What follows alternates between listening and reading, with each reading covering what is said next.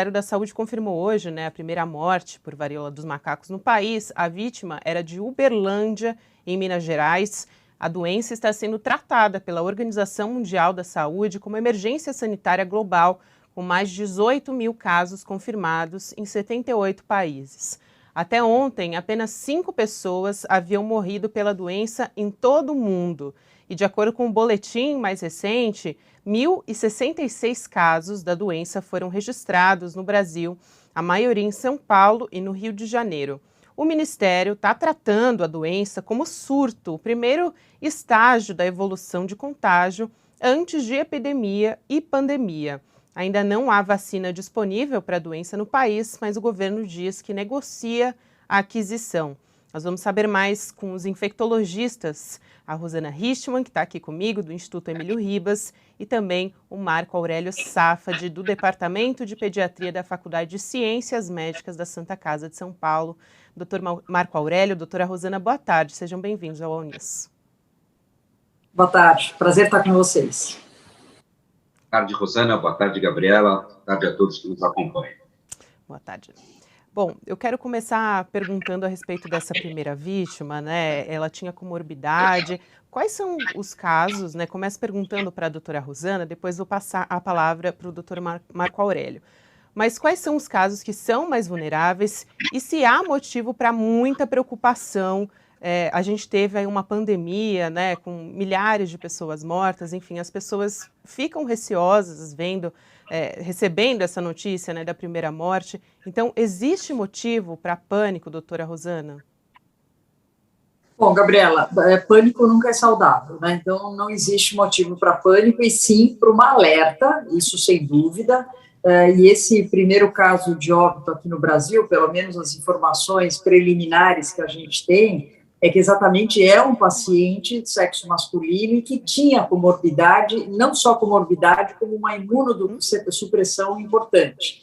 Então, essa população, seja pacientes vivendo com HIV, quando eles não estão com uma boa resposta imune, ou pacientes que têm, fazendo alguma quimioterapia ou alguma doença de base, esta população é a mais vulnerável para ter as formas mais graves da doença, e é o que a gente está vendo nesse caso.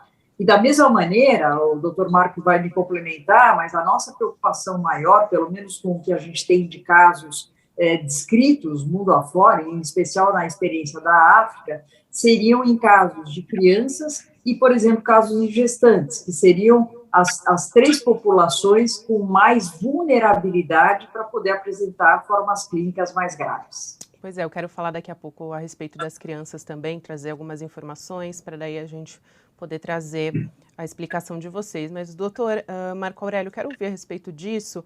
A maioria dos casos são casos mais leves, né, que a gente tem acompanhado da varíola dos macacos. Exatamente, Gabriela, conforme a Rosana destacou, não é? Essa é a experiência mundial, é importante destacar o efeito de tranquilidade. A gente está tendo São mais de 20 conexão, né, com o doutor Marco Aurélio. Agora parece que estabilizou de novo. Vamos lá, vamos tentar, doutor. Vou tentar de novo. Conforme estávamos colocando, né, são mais de 20 mil casos no mundo e até o momento, essa, importante destacar, é a primeira morte que ocorre fora do continente africano. Então, só haviam 5 mortes relatadas esse ano e todas as mortes relatadas na África, que foram 5, linha com exatamente neste caso específico de Uberlândia. Né? Então, a exemplo do indivíduo de Uberlândia que faleceu, os casos descritos na África de mortes eram indivíduos que, vamos dizer, conviviam com HIV, com graus importantes de imunossupressão, e havia uma criança. Então, entre esses casos africanos, há o relato de uma criança, que é também importante destacar, as crianças sabidamente são um grupo de risco, particularmente as crianças pequenas, são sabidamente um grupo de risco onde há possibilidade de formas mais graves da doença. Então, é o que a experiência africana, né, demonstrou ao longo desses anos.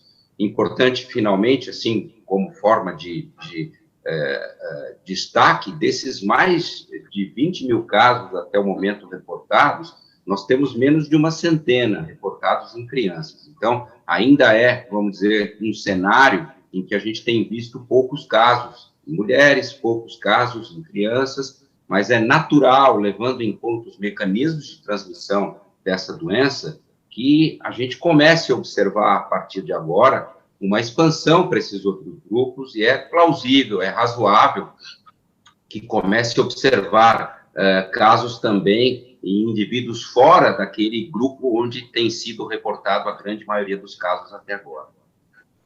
Nessa semana também um outro assunto que eu quero trazer aqui para comentar com vocês, porque o Tedros Adhanom, né, o diretor-geral da OMS, fez uma recomendação na diminuição de parceiros durante o sexo. Ele ressaltou isso para o caso de parceiros homossexuais. Quero perguntar primeiro para a doutora Rosana o porquê disso, né, pedir para a senhora explicar, doutora, não há um estigma nessa declaração ou tem a ver com a vulnerabilidade dessa população? Gabriela, eu acho que tem dois aspectos importantes. De um lado, a gente está vendo no dia a dia nosso, seja no Emílio Ribas, em termos de publicações mais recentes, que, sem dúvida, a população onde a maior circulação do vírus neste momento é a população de homens que fazem sexo com homens. Então, eu acho natural que a gente faça um alerta, especialmente para essa população. Eu tenho vários pacientes que têm essa prática, e eles, na realidade, a partir da semana passada, é que eles estão mais conscientes do que está acontecendo. Até então, a gente não estava abertamente falando sobre isso. Então, eu acho que é importante que a gente fale abertamente que, sim, a forma mais importante de transmissão neste momento é pela atividade sexual, não é na relação sexual, em termos de transmissão sexual, mas sim no contato pele a pele, no contato íntimo e prolongado durante a atividade sexual. Então, se eu sei que a transmissão é assim, se eu sei que tem pacientes, e a gente está vendo, pacientes que às vezes têm uma lesão, ele não necessariamente tem todo aquele quadro clínico importante. Então, eu acho natural que a gente oriente os nossos pacientes neste momento, que eles tenham mais cautela em ter uma atividade sexual com múltiplos parceiros, exatamente para minimizar o risco de contaminação. Mas, por outro lado, a gente precisa deixar muito claro que essa, primeiro, não é a única forma de transmissão, e, segundo, é uma questão de tempo a gente realmente ver a circulação desse vírus em outros grupos, e é por isso que nós vamos aqui falar claramente sobre isso.